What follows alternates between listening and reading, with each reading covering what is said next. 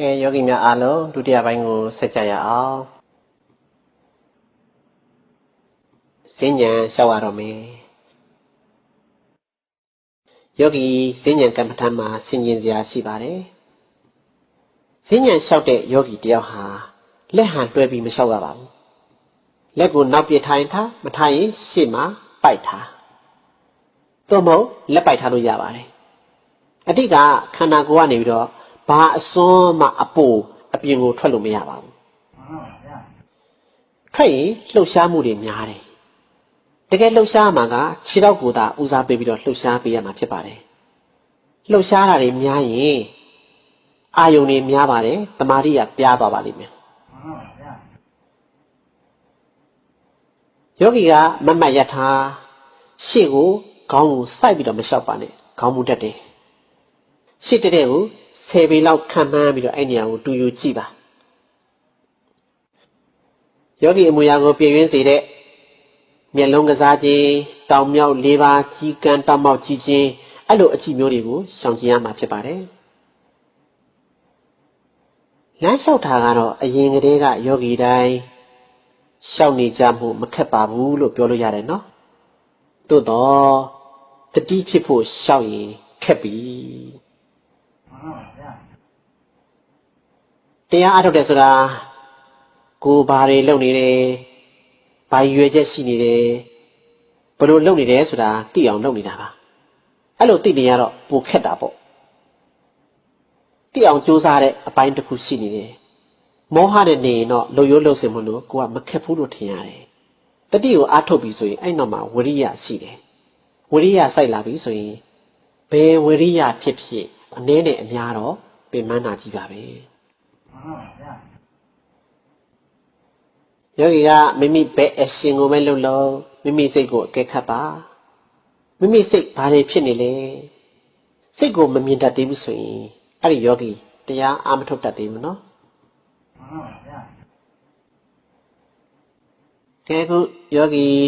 ခြေစုံရက်နေရကနေပြီးတော့စလှမ်းပါတော့မယ်ဘယ်ခြေကစလှမ်းပါလားညာခြေကစလှမ်းပါလားအဲ့ဒီကစပြီးတော့ပြဿနာတက်ပြီတတိမထားပဲသူ့ဟာသူလှမ်းလိုက်ရင်တော့ပြဿနာမတက်ဘူးရှောက်မိသွားမှာပါနော်လမ်းလင်းကားလှမ်းတောင်ရှောက်မိသွားမှာပါနော်အခုတတိထားပြီဆိုတော့ဘယ်ကစလှမ်းပါလဲဆိုတာပြဿနာရှိတယ်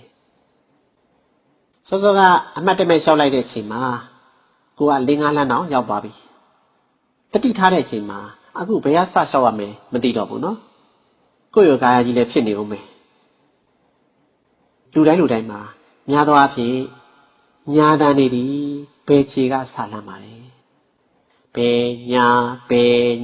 အဲ့လိုဘယ်ခြေကစလှမ်းတယ်နော်အဲ့ဒီမှာတသမတ်တည်းဖြစ်အောင်လို့မိမိကဘယ်ခြေကပဲစလှမ်းပါ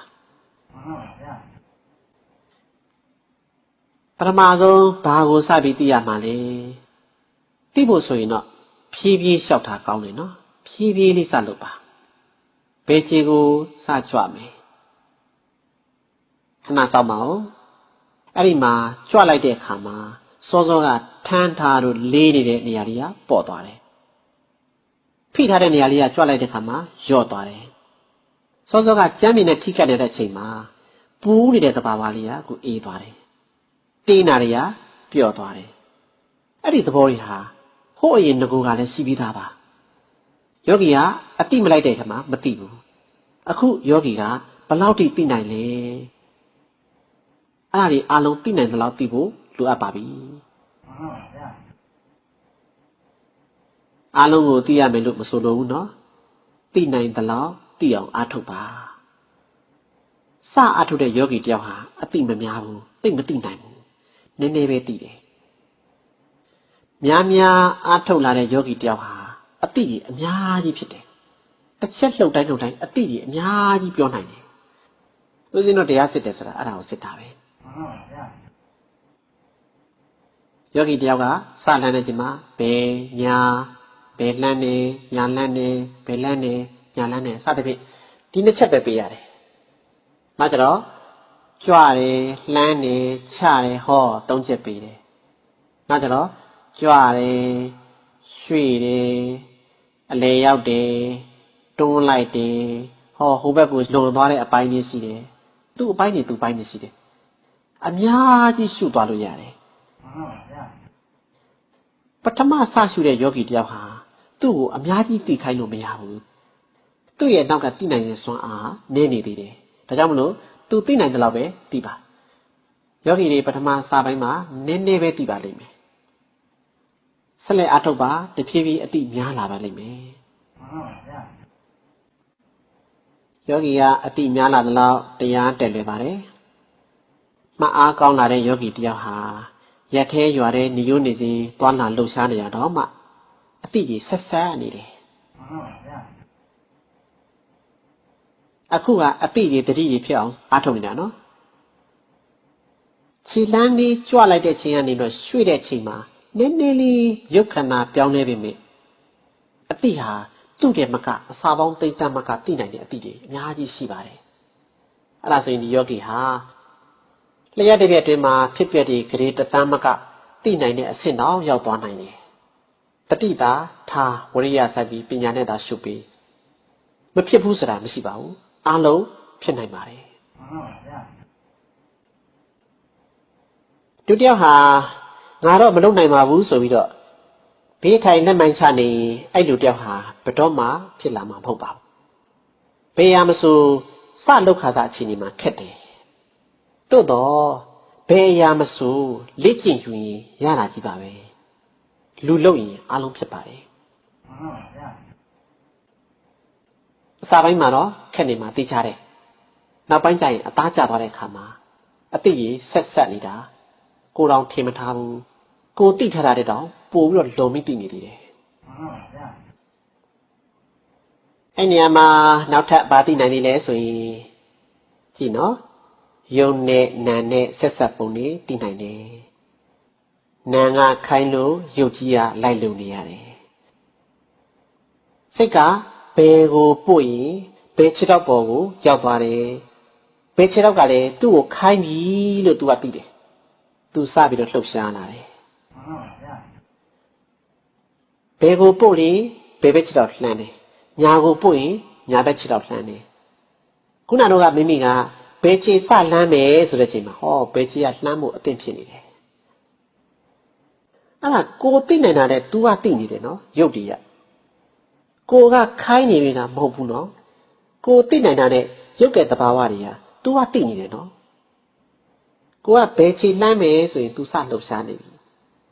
ဟောလှမ်းမယ်ဆိုတဲ့ချိန်မှာ तू လှမ်းနေပြီ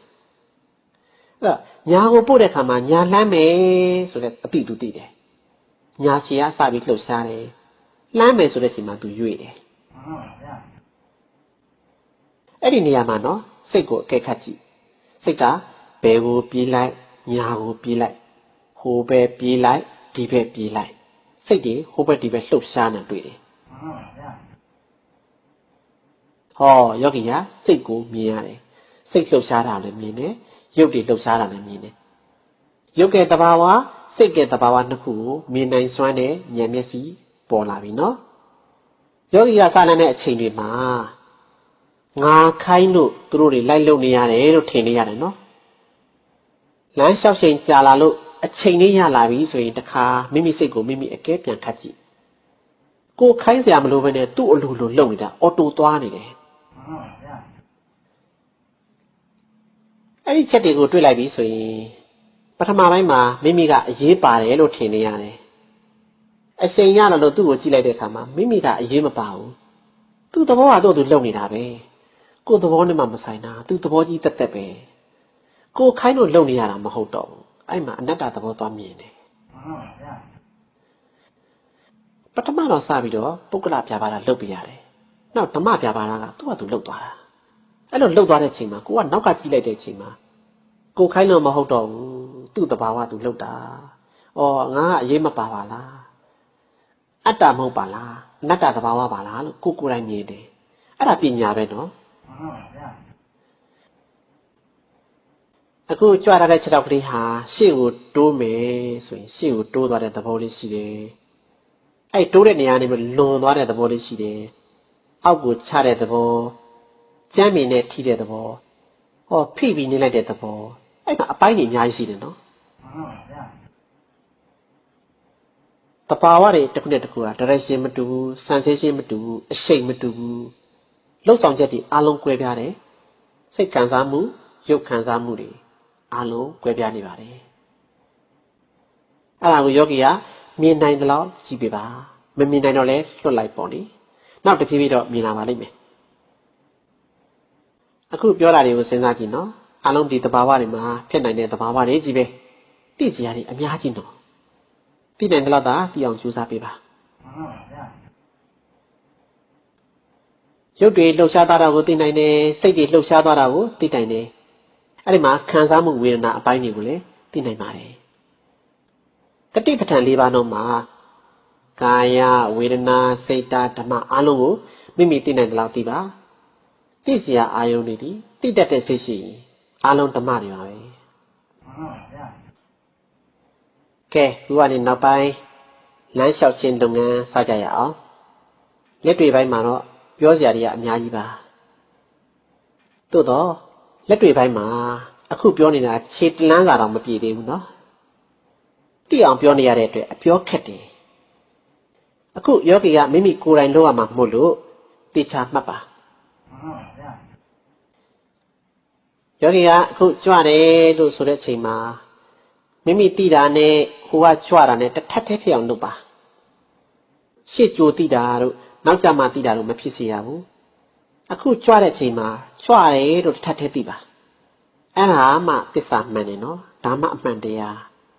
ကြွပြီးသွားတာကိုနောက်ကလိုက်ပြီးသိတယ်ဆိုတာအမှန်တရားမဟုတ်ဘူးကြွတဲ့အချိန်မှာကြွတယ်လို့တစ်ထပ်တည်းသိပါနောက်ရှေ့ကိုတိုးတယ်ဆိုရင်တိုးတယ်ဆိုရင်လည်းတိုးတယ်လို့သိပါခုနတိုးတာတွေကနေလွန်သွားတဲ့အခါမှာလွန်သွားတယ်အောက်ချတယ်ကျမ်းပင်နဲ့ထိတယ်ဖိနေတယ်အဲ့ဒီအပိုင်းကြီးအပိုင်းကြီးအများကြီးရှိတယ်ရုပ်လှုပ်ရှားချက်တွေမှာစိတ်ကတစ်ထပ်တည်းသိအောင်သာလုပ်ပေးပါအဲ့လိုပထမသိအောင်လုပ်ရင်းနဲ့နောက်အသိဉာဏ်ကြီးပို့ပြီးထက်လာပါလိမ့်မယ်ရှုဉာဏ်နဲ့တသားတည်းဖြစ်လာတဲ့အချိန်မှာအတိကြီးအများကြီးပေါ်လာပါလိမ့်မယ်သိစရာတွေအများကြီးပေါ်လာမယ်အတိတွေလည်းအများကြီးတိုးလာပါလိမ့်မယ်အဲ့ဒီမှာဖြစ်တတ်တာကခြေကြွနေတော့ရှိသေးတယ်နော်စိတ်ကလှမ်းတဲ့စီကိုစောပြီးရောက်နေတယ်အနာဂတ်ကိုကြံတာဟောခုနကတော့ငါလှမ်းထားတာတွေကမမှတ်လိုက်ဘူးထင်တယ်နောက်ကဟာလေးကိုပြန်ပြီးတော့လေတွေးတတ်တယ်အတိတ်ကိုပြန်တာမလုပ်ပါနဲ့အတိတ်ကိုလည်းမပြန်နဲ့အနာဂတ်ကိုလည်းမကြံနဲ့ဖြစ်တာကိုဖြစ်တဲ့အတိုင်းလေးတစ်ထပ်သေးတစ်သမတ်သေးသိသွားအောင်လုပ်ပါတကယ်လို့အတိနဲ့လှုပ်ဆောင်ချက်နဲ့တစ်ထပ်သေးမကြဘူးဆိုရင်အတိမမှန်ဘူးအတိမမှန်ရင်သစ္စာလည်းမဖြစ်ဘူးနော်အခုပထမခြေလမ်းစတယ်စကြွတယ်လှမ်းတယ်ချတယ်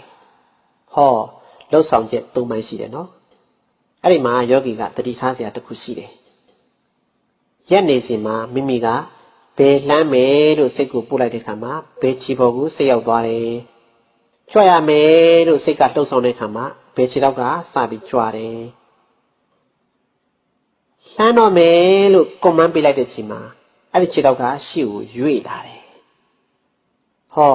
ချမယ်ဆိုတဲ့ခါမှာခြေတော့ကကျမ်းမြင်ကိုချလိုက်တယ်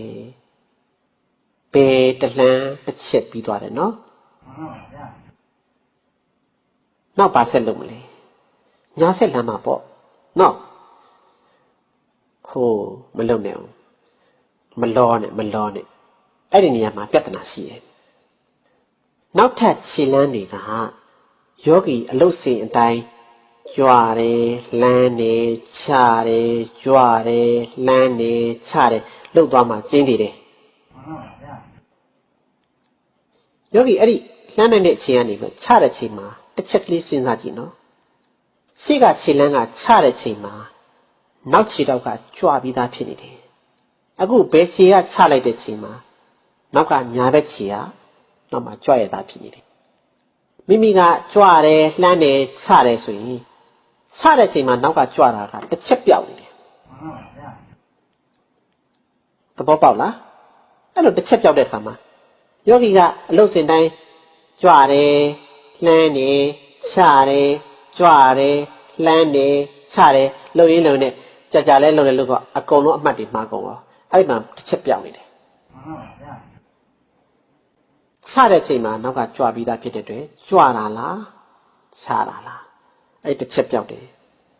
အဲ့နေရာမှာသတိထားစရာဖြစ်တယ်နော်အဲ့တော့အခုဘယ်ချိန်လန်းရဲ့နောက်ဆုံးချတဲ့အချိန်မှာခဏစောင့်လားသူချပြီးပြီဆိုတာအတိမတ်ပြုပြီးမှနောက်ကညာချီကိုကြွားပါဒါဆိုရင်တော့တစ်ချက်မပြောက်တော့ဘူးဒါလေးသဘောပေါက်တယ်နော်ယောဂီအားလုံးသဘောပေါက်ထားစီခြင်းပါလေခန္ဓာကိုယ်လှုပ်ရှားမှုတစ်ပြိုင်တည်းနှစ်ခုဖြစ်တာတွေအများကြီးရှိပါတယ်အဲ့လိုအချိန်တွေမှာဘယ်ကိုသိရမလားညာကိုသိရမလားအတိနှစ်ခုကတော့တစ်ပြိုင်တည်းမဖြစ်တာကျင်းနေတယ်ရုပ်တရားတစ်ပြိုင်တည်းဖြစ်ဖို့ရှိတယ်စိတ်တရားလည်းတစ်ပြိုင်တည်းအများကြီးဖြစ်နေနိုင်တဲ့သဘာဝတွေရှိနေတယ်စိတ်ကလှုပ်ရှားမှုတွေဘာကြောင့်လဲဆိုတော့စိတ်ကတော့တစ်ခုချင်းတစ်ခုချင်းပဲဖြစ်တယ်စိတ်နှစ်ခုဖြိုးထုံးစံမရှိဘူးသို့တော့စိတ်ဖြစ်တာကိုနောက်ကသိနေတယ်ရှေ့ကလောဘဖြစ်တာဖြစ်မှန်းသိတယ်ဖြစ်မှန်းသိတာလည်းစိတ်ပဲမလားရှေ့ကလောဘရောစိတ်ပဲရှေ့ကဖြစ်ပြဲနောက်ကရှုတဲ့ဉာဏ်ဟုတ်လားအဲ့တော့ရှေ့ကလောဘဖြစ်ရင်ဖြစ်မှန်းသိတယ်စိတ်ကဒီမှာနှစ်ခွလို့ထင်နေရတယ်တကယ်တော့မဟုတ်ဘူးတစ်ခုပြီးမှတစ်ခုဖြစ်တာဒါကတော့ပြီးတယ်မှာသဘောပါတကယ်တော့ယောဂီရဲ့ဉာဏ်နဲ့ကြည့်မယ်ဆိုလို့ရှိရင်စိတ်ဟာအများကြီးလို့ဖြစ်နေတယ်ဘာကြောင့်လဲဆိုတော့စိတ်ရဲ့ process ကအကြီးပဲဝိธีပိုင်းကိုလေ့လာမယ်ဆိုရင်ဝိธีပိုင်းမှာလျှက်တစ်ပြက်အတွင်းမှာစိတ်ကဂရေတန်းပေါင်းများစွာဖြစ်နေတယ်အဲ့လိုဖြစ်နေတဲ့ခါမှာယောဂီကစိတ်တစ်ခုတည်းလို့လှမ်းကြည့်ဖို့မလွယ်တော့ဘူးစိတ်တွေအများကြီးဖြစ်နေတယ်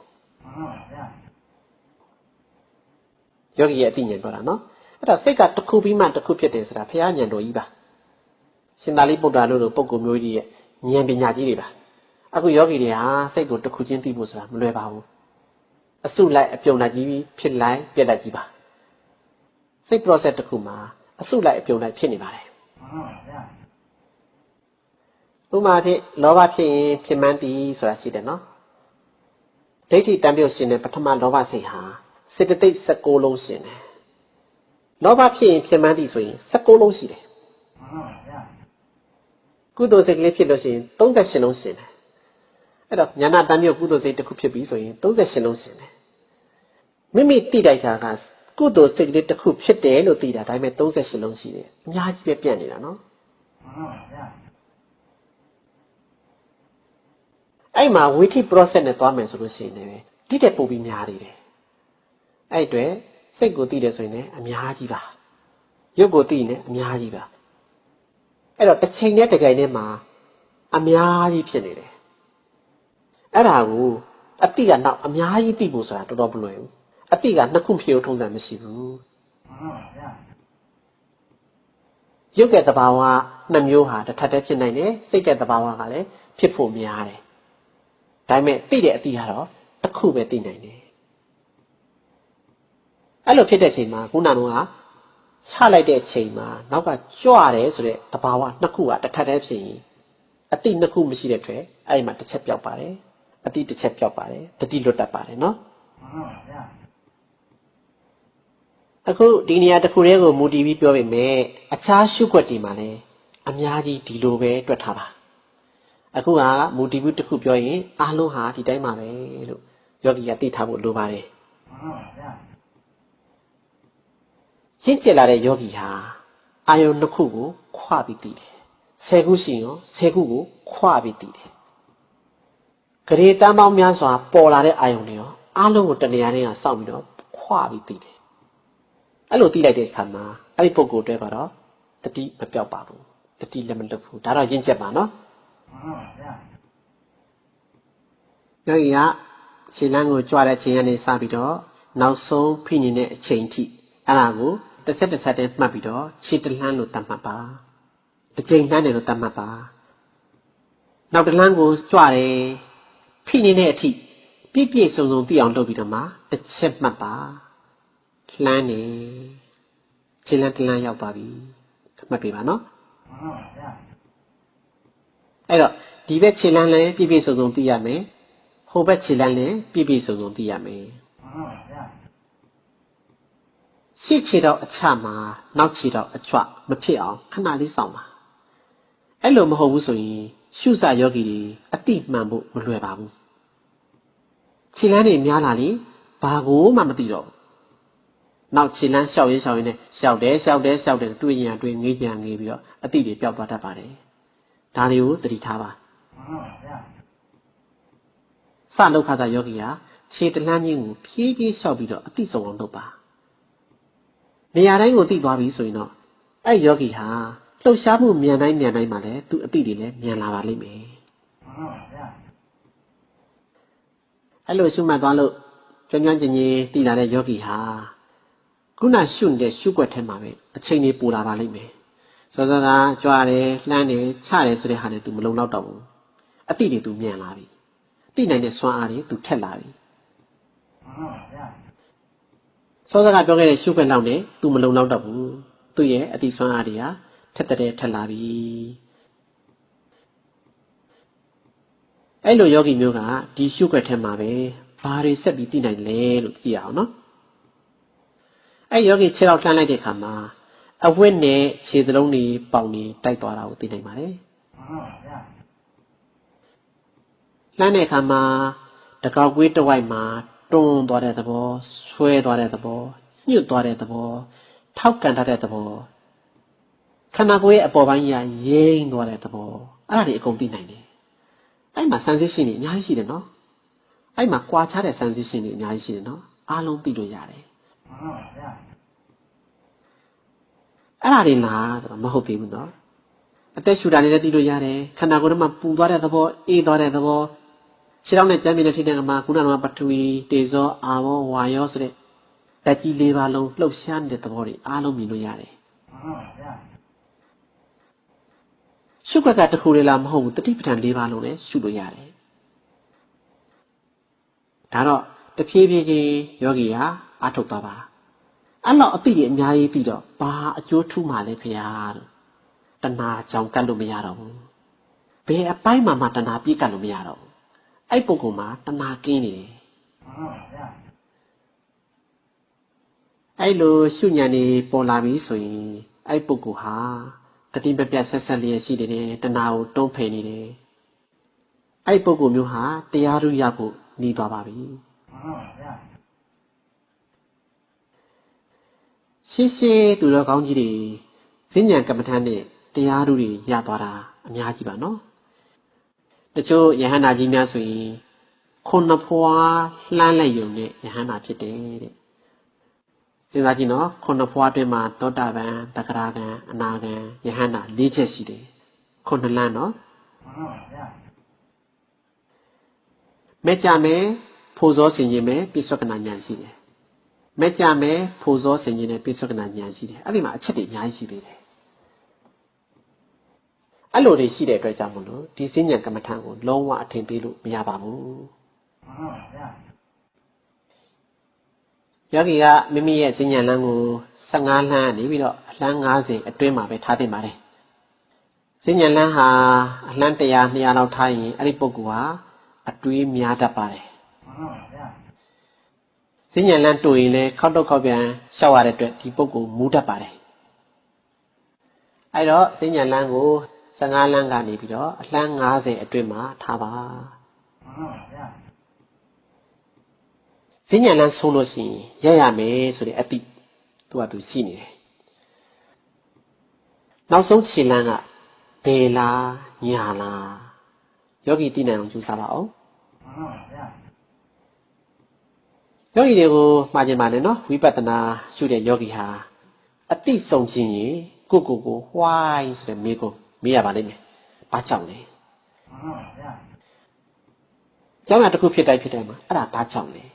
ကိုမေးပါမေးပြီးကိုဖြစ်နိုင်အောင်ကြိုးစားကြည့်ပါအဲ့ဒါမှအတိဆုံးပါလေနော်မိမိကဈဉ္ဉံနန်းဆုံးလို့ရလိုက်ပြီဆိုတာနဲ့မျက်စိကိုမှိတ်ထားပါစံပြားမှခြေပြားတိုင်အောင်စိတ်နဲ့ကြည့်ပါရနေတဲ့တဏ္ဍာန်ကြီးပေါ်လာပါလိမ့်မယ်မျက်နှာအနေထားခေါင်းတက်လားစောင်းနေလားမျက်နှာကဘာဖြစ်နေလဲမျက်နှာမကြည်မလင်ဖြစ်နေလား တက်တောင်တက်တာမဖြစ်ဘဲနဲ့အလိုမကျဖြစ်နေလားညွညွငငယ်တုံတုံမုံမုံနေဖြစ်နေလားအဲ့ဒါတွေအကဲခတ်လို့ရတယ်နော်အကယ်၍များယောဂီတယောက်နဲ့မတင့်တော်တဲ့မျက်နှာအနေထားမျိုးဖြစ်လို့ရှိရင်တော့ပြင်လိုက်ပါယောဂီတယောက်ရဲ့မျက်နှာဟာအချိန်တိုင်းကြည်ကြည်လင်လင်တန်တန်ရှင်းရှင်းလေးဖြစ်နေရမယ်တက်တောင်တက်တာအနေထားပဲဖြစ်နေရပါမယ်အောင်တက်တဲ့အလိုမကျညှို့ငယ်ငယ်တုံတုံမုံမုံဖြစ်နေယောဂီတယောက်ရဲ့ပုံဟာကြည့်လို့မကောင်းပါဘူးအခုရက်နေစီမှာရင်ပန်းခါတင်မပေါင်းဒူးတကောက်ကွေးခြေသလုံးခြေဖွားအလုံးကိုကြည့်ပေးပါကြည့်ပြီးတော့ရက်တယ်လို့အတိမတ်ပြုပေးပါရက်တဲ့သဘာဝကိုသူ့မြင်အောင်ကြည့်ပေးပါယောဂီပထမပိုင်းရှုမှတ်ချိန်ဒီမှာဆံပြားခြေပြားတိကြည့်ပေးတဲ့အခါမှာမျက်နှာရင်ဘတ်ဒူးပေါင်းခါဆိုတဲ့အရေးတရံကြီးပေါ်နေမှာဖြစ်ပါတယ်ပြည့်ညက်တွေပဲဖြစ်နေမှာပါများများကြည့်ပေးပါကြာကြာကြည့်တော့ရိုးလာတယ်ပို့ပြီးကြည့်ပေးပါနောက်မကြည့်ချင်ဘူးမုန်းချင်တယ်လို့ဖြစ်လာတယ်ကြည့်ပေးပါနောက်ပိုင်းနေမှာအဲ့ဒီပုံတရံအရေးတွေပျောက်သွားပါလိမ့်မယ်သဘောခန္ဓာလေးပဲသူမြင်နေလိမ့်မယ်ယောဂီကဒါတွေသိနေဘာကြိုးထူးမှလဲလို့ထင်မယ်နော်ဆက်တာကြည့်ပေးပါသိတင်တာတွေသိအောင်လုပ်ပါသိတင်တာတွေကိုသိမပေးရင်နောက်ထပ်သိစရာတွေအများကြီးကိုမသိနိုင်ပါဘူးအကယ်၍များယောဂီဟာတမာတိကောင်းလာလို့ဝိပဿနာဉာဏ်မျက်လုံးပွင့်လာပြီဆိုရင်မိမိခန္ဓာကိုယ်ကြီးရဲ့စကာတန်ဆွာရှာအယိုးစုပုံစံကြီးလိုမြင်လာပါလိမ့်မယ်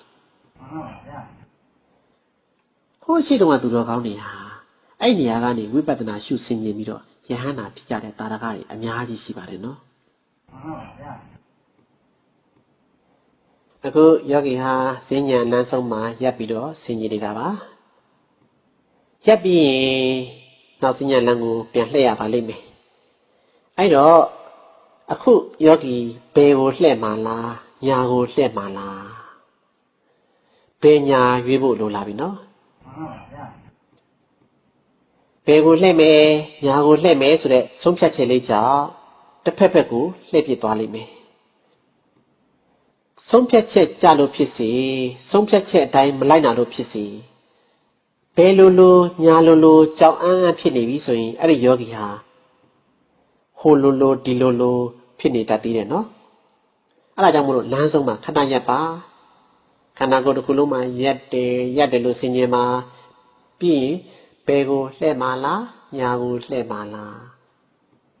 စိတ်ကလေးပေါ်လာလိမ့်မယ်အဲ့ဒီစိတ်ကလေးကိုမိမိဟာရှုကြည့်ပေးပါမိမိကရက်ဆင်ခြင်ပြီးတဲ့အချိန်မှာခန္ဓာကိုယ်ဟာနောက်ဖက်ဆန့်ကျင်ဘက် direction ကိုတဲ့ပြန်ပြောင်းရမှာဖြစ်ပါတယ်တစ်ချက်တည်းယောဂီကဆွဲတဲ့လို့မဖြစ်ပါဘူးအနည်းဆုံး5ချက်လှည့်ရပါလိမ့်မယ်ပြောင်းတိုင်းရွှေတိုင်းတတိမလွတ်အောင်မှတ်ပေးရမှာဖြစ်ပါတယ်အခုတရားနေလှည့်ပုံလေးပြောပါမယ်ယောဂီကပထမခြေစုံရက်တယ်ခြေထောက်နှစ်ဖက်ဟာဝီရှိတ်တရံရှိနေရပါမယ်ခြေဖနောက်နှစ်ဖက်မှာထိထားပြီးတော့ရှေ့ခြေပြားဘက်ကိုခွဲထားမှာဖြစ်ပါတယ်ပြီးရင်ညာဘက်ခြေထောက်ကိုနောက်ကိုတဖွားစာတလှမ်းဆုပ်လိုက်ပါအဲ့ဒီမှာခန္ဓာကိုယ်ညာဘက်ကိုအလိုက်ဖြင့်လှည့်လိုက်ပါနောက်ဒုတိယတစ်ခါညာခြေကိုထပ်ပြီးတော့တဖွားလှည့်ပြီးဆုပ်လိုက်ပါ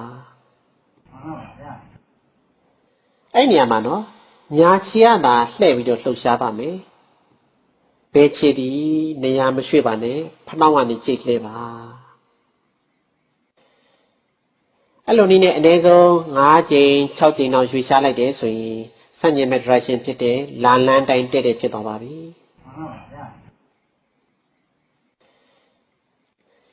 ဒီနေရာမှာယောဂီတွေကိုတစ်ချက်မှာခြင်းပါတယ်လှည့်တဲ့အခါမှာညာဘက်ကိုပဲလှည့်ရမှာဖြစ်ပါတယ်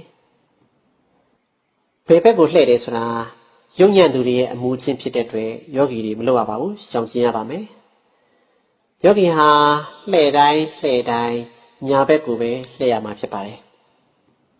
အိတ်လို့ရှိရင်ရောညာဘက်ကိုပဲစောင်းပြီးတော့အိတ်ရပါမယ်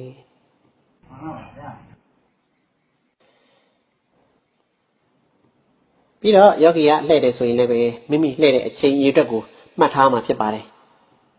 နောက်လှည့်တိုင်းဒီအဲ့ဒီအချိန်အရေအတွက်တမတ်တည်းဖြစ်နေရပါမယ်ဘာကြောင့်လဲဆိုတော့သူတော်ကောင်းတွေဒီလှုပ်ရိုးလှုပ်စင်နဲ့ဖောက်ပြီးမလှုပ်ဘူးဘယ်လှုပ်ကိုဖြစ်ဖြစ်တမတ်တည်းတပုံစံနဲ့ပဲလှုပ်ကြတာရှိပါတယ်အဲ့အတွက်ကြောင့်မလို့ယောဂီဟာသူတော်ကောင်းတွေရဲ့အမူအကျင့်တိုင်းလိုက်နာကျင့်သုံးရမှာဖြစ်ပါတယ်ယောဂီတွေကိုဒီနေရာမှာတစ်ခုထပ်ပြီးမှာခြင်းပါတယ်ဈဉ္ဉံကမ္မဋ္ဌာန်းပွားတဲ့အခါမှာရက်တဲ့နေရာရဲ့လှည့်တဲ့နေရာရဲ့အဲ့နေရာတွေမှာခုနဒီကပြောသလိုတိတိကျကျအာယုံစိုက်ပြီးတော့လုပ်ပေးစမ်းပါအဲ့နေရာတွေမှာပြောတဲ့အတိုင်းလုပ်ပါအဲ့နေရာတွေမှာပြောတဲ့အတိုင်းမလုပ်ရင်စိတ်ပြန့်လွင့်တတ်ပါတယ်အတွေးတွေထွက်တတ်ပါတယ်အခုရက်တဲ့ကမ္မဋ္ဌာန်းလှည့်တဲ့ကမ္မဋ္ဌာန်းကိုဘာကြောင့်အရေးတယူပေးရလဲဆိုရင်တော်တော်များများယောဂီတွေမှာအဲ့နေရာမှာတတိလွတ်တာများပါတယ်အတွေးထွက်တာများပါတယ်တချို့ယောဂီတော်တော်များများကပြောတဲ့အတိုင်းမလုပ်ကြဘူးအဲ့ဒီခါမှာသူတို့ရှုနည်းရှုခွက်ကိုမေးတဲ့အခါမှာစိတ်မရှိကြဘူးပြောတယ်စဉ်းစားကြည့်နော်ယောဂီဒီအပြင်စီးပွားရေးလုပ်နေတာမဟုတ်ပါဘူးအခုလမ်းလျှောက်တာကိုအခောက်ရည်နဲ့တွက်ပြီးတော့ပတ်စံရှင်းမှလည်းမဟုတ်ဘူးတတိဖြစ်အောင်လုပ်နေတာပါစောစောကထိုင်ကမ္မထမ်းမှာတွေးလေတွေ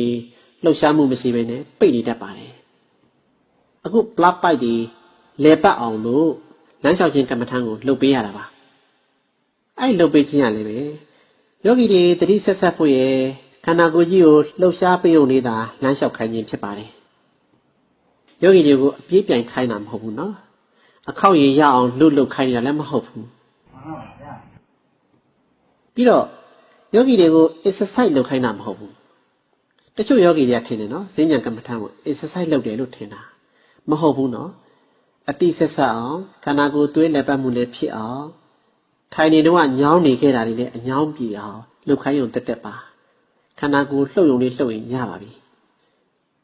အဲ့ဒီချက်ကိုယောဂီတွေသဘောပေါက်ထားပါမဟုတ်ရင်စိတ်မရှိဘူးဒေါသဖြစ်နေတယ်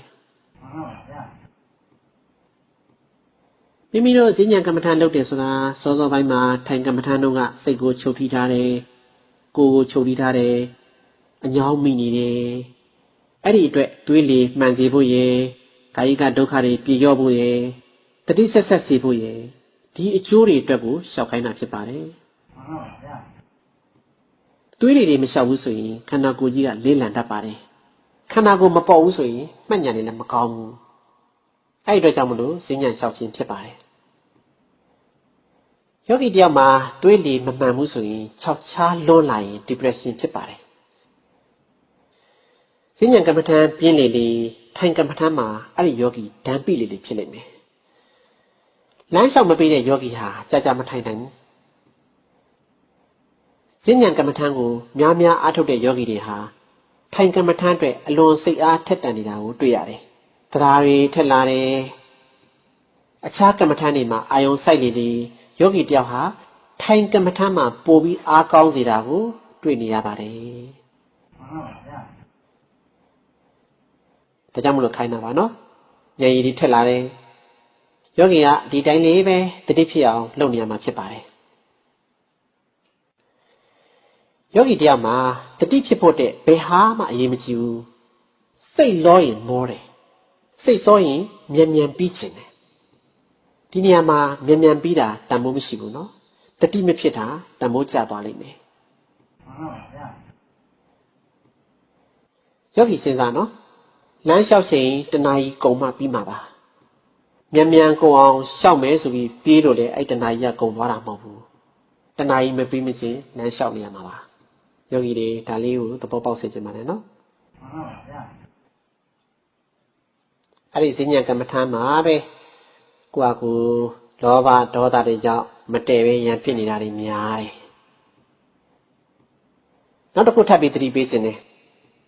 လမ်းလျောက်တာစိတ်မပါရင်ကြည်ရဆိုးတယ်နော် ယောဂီကဘာပုံပေါက်နေမှန်းမသိဘူး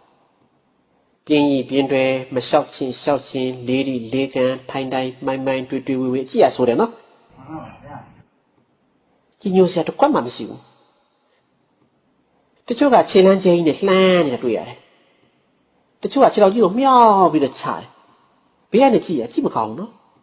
မနေ့ကအဲ့ဒါတွေတွေ့နေရတာအဲ့ဒါဒီနေ့ယောဂီတွေဆင်ញင်ပြီးတော့ဈဉ္ဉံလျှောက်တာတိမ်တိမ်မွေ့မွေ့နုနုညံ့ညံ့လေးဖြစ်အောင်အထုတ်ပေးကြပါအောင်နော်ဈဉ္ဉံလှမ်းလို့မြောက်တဲ့ခြေထောက်ဒီလက်လေးလုံးနဲ့မပူရပါဘူးဆက်တိုက်ပြီးတော့လည်းမလျှောက်ရပါဘူးရှေ့ကိုလည်းခြေလမ်းချင်းနဲ့မချရပါဘူးအဲ့ဒါလေးကိုသတိထားပေးပါနော်ဈဉ္ဉံကမ္မထံလမ်းလျှောက်ပြီးဆိုရင်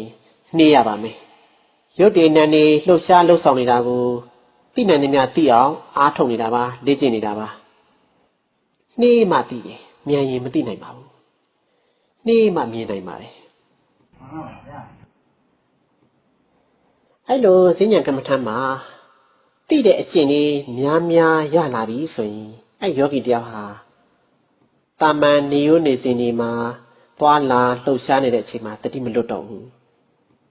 မြန်ရင်မြန်တဲ့လောက်သိနိုင်တယ်နှေးရင်လည်းနှေးတဲ့လောက်သိနိုင်တယ်ယခုချိန်ဒီစိတ်ကိုလက်ကျင်ကန်းလှုပ်ပေးနေတာစိတ်ကိုအလုံးလှုပ်ခိုင်းနေတာအဲ့တော့စိတ်ကိုနာနာအလုပ်ပေးပါအားနေအဲ့ဒီစိတ်ကကိလေသာစီကိုအလဲထွက်တတ်တယ်သူ့ကိုအလုပ်မပေးနဲ့နာလေးခိုင်းပေးတစက်တည်းတည်အောင်ဝရိယဆောင်ပြီးသူ့ကိုတွန်းပေးပါတစက်တည်းတည်အောင်ကြိုးစားလာလို့အတိတွေဆက်လာပြီဆိုရင်တရားတွေတက်လာပါလိမ့်မယ်ယောဂီတွေတည်ထားဖို့ကဈဉ္ဉံကမ္မထံဟာကိုယ်ပိုင်ချိန်မှာအေးအေးဆေးဆေးအတိဆက်အောင်သာစိတ်ကြိုက်ကြိုးစားလေ့ကျင့်နိုင်ပါတယ်ဥပမာဖြင့်ဆွမ်းကြောင်းတွေတက်တဲ့ခါမှာဓမ္မယုံကိုသွားတဲ့ခါမှာတိမ်တော်ကြီးကိုသွားပြီးတော့ဖျားရှိခိုးတဲ့အချိန်တွေမှာအဲ့လိုအချိန်တွေကျတော့သူများနဲ့ဆက်ဆက်ပြီးတော့လုပ်ရတာသူများတွေကိုလည်းအားနာရတယ်ကိုကကြွတယ်လှမ်းတယ်ချတယ်ဆိုလို့အဆင်မပြေဘူးသူများတွေမြန်ရင်မြန်တယ်လို့လိုက်မြန်ရမှာသူများနဲ့ဆက်ဆက်နေတယ်ဈာသူတွေနဲ့ဆက်ဆက်တဲ့အတွက်သူတို့ကိုအားနာရတယ်ကိုလှုပ်ချင်တယ်လို့တတိကိုဆက်ဆက်အောင်စိတ်ကြိုက်လုပ်လို့မရဘူးအဲ့ဆွမ်းကြောင်းဓမ္မယုံတွေကပြန်တဲ့ချိန်မှာကိုယ်ပိုင်ချိန်ပြန်ဖြစ်သွားပြီအဲ့ဒီချိန်မှာယောဂီကကိုယ်စိတ်ကြိုက်ပြန်လုပ်နိုင်ပါတယ်ဒီနေရာမှာပြောနေတာကတရားလိုတဲ့ယောဂီတွေအတွက်ပြောတာပါတရားလိုတဲ့ယောဂီတွေအတွက်ဆိုရင်အချိန်ကအပိုမရှိဘူးသူတို့မှာအချိန်မလောက်နိုင်ဘူးရှိတဲ့အချိန်တရားအထောက်အမဲ့အချိန်လေးကိုလောက်တယ်လို့မထင်ဘူးသူတို့မှာအားမရဘူးဖြစ်နေတယ်အဲ့ဒါဆိုဒီယောဂီတယောက်ဟာတရားတက်နေလို့ပါတရားတက်လာပြီဆိုရင်အဲ့လိုစိတ်ခံစားမှုတွေရှိပါတယ်ဘာကြောင့်လဲဆိုတော့သူတို့မှာလောက်ခရနေတယ်တတိဆက်ဆက်ချင်းကြောင့်ရလာတဲ့အကျိုးကျေးဇူးကိုသူတို့ကောင်းကောင်းနားလည်သွားပြီဒါကြောင့်မလို့သူတို့ဟာတရားအားထုတ်ပြီးအားထုတ်ခြင်းဖြစ်နေတယ်သူတို့ကြတော့လောက်ခရနေတဲ့ယောဂီလို့ခေါ်တယ်သူတို့ကဒီပိအားချိန်နားချိန်နေတဲ့တတိကိုသာအလိုရှိတဲ့ယောဂီတွေ